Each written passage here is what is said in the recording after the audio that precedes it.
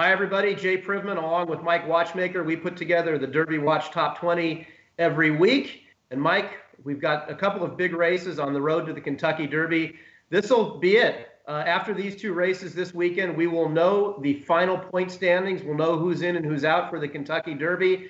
And the Arkansas Derby is the last of these races. It's worth 100 points to the winner. So it's a big race coming up. It's the biggest of the two races. Let's take a look at the main contenders for the Arkansas Derby, beginning with Magnum Moon, a horse that you and I have both been extremely high on, and I'm expecting him to validate the high opinion that we have for him by winning again. I thought his Rebel was terrific last time out, and I see no reason why he's going to go backwards off of that. What do you think of Magnum Moon? I'm in agreement, Jay. We're both fans of his. I mean, like Justify, he's a horse that did not race last year at 2. Like Justify, he's an immensely talented horse who's done everything asked of him this year. He's had one extra race. This will be his 4th career start. And he was big in the Rebel. I mean, he was decidedly best, and he beat a quality opponent in Solomini. The big question, I think, going into the Arkansas Derby, and it's hard enough handicapping horses, but we have to mention the weather forecast is kind of not great, because they're supposed to get a lot of rain on Friday in Hot Springs, and it might carry into Saturday morning. So that means the racetrack might be off. And while Magnum Moon and the 2 other horses we're going to talk about who are on Derby Watch this week that are running in the Arkansas Derby all have wet track pedigrees, none of them are based on anything other than a fast racetrack. So that's something I think that we should point out. And Mike, we just looking at that Rebel video, we saw Solomini running on for second. It was his first start as a 3-year-old.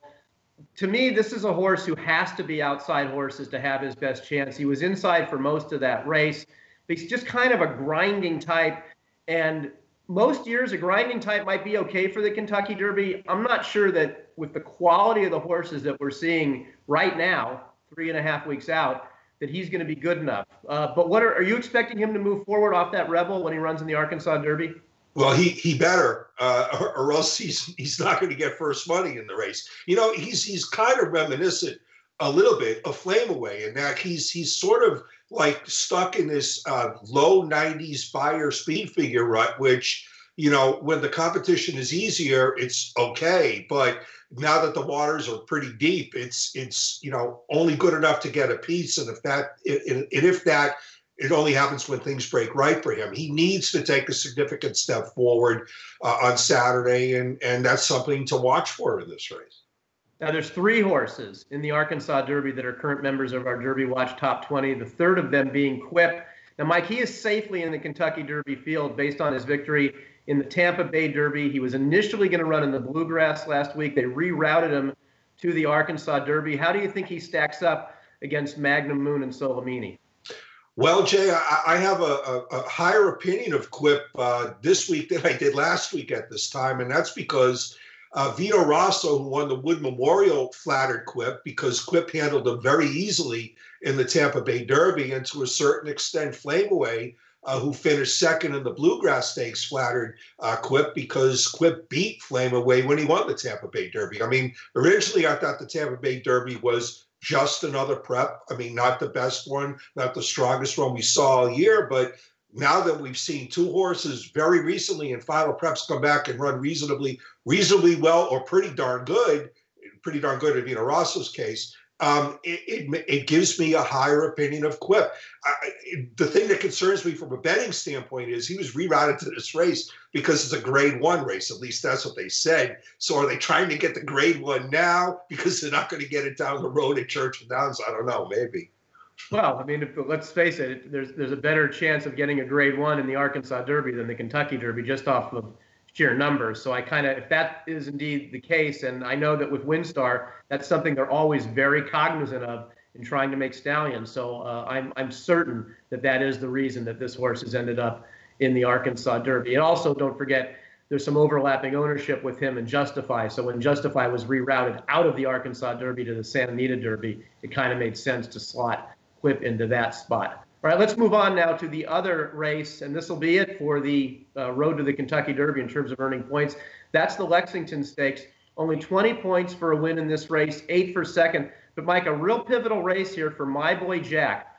He drew outside in post 12, and he needs, by my math, a 1-2 finish to pretty much guarantee him spot in the Kentucky Derby. Otherwise, he's out. Can you do it?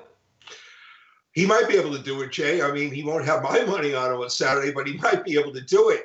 You know, I think maybe a higher power is trying to tell the My Boy Jack's Connection something, because when they drew the race, he drew the 12 hole, which is not exactly a great spot to be going a mile and a 16th at Keeneland, because there's not that long of a run to the first turn.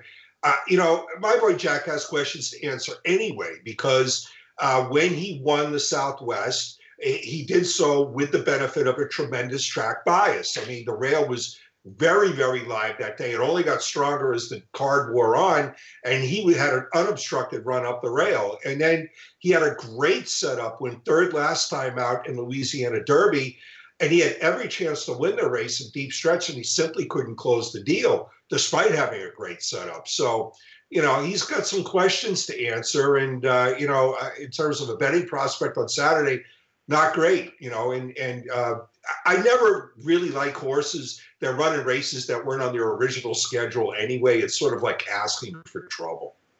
This was not something they wanted to do, but in looking at the point standings, it's something that they feel they need to do to try and get him in to the Kentucky Derby, and that's why he's in this race. Mike, my thought on My Boy Jack is just with the explosive turn of foot that he showed in the Louisiana Derby, but not really being able to finish the race off as well as you would have liked to have seen him. I think he might be a miler, the kind of horse that you just hold up and he blasts home, but I don't know if going out to a mile and an eighth or a mile and a quarter is going to suit him. Now, he only has to go a mile and a 16th on Saturday, and I think that'll help him, but I'm not quite sure, just having watched his style of running, that he really wants to go much farther. I think he's got that kind of turn of foot that you blast home, but you don't see the same kind of run from horses like that as they go farther distances. So we'll see how all that plays out on Saturday. It's been a great road as we get down towards these final two races for the Kentucky Derby. Mike and I also have a video up that recaps all the big races from last weekend as well, that being the Santa Anita Derby, the Bluegrass, and the Wood Memorial. For Mike Watchmaker, I'm Jay Privman. Thanks for watching.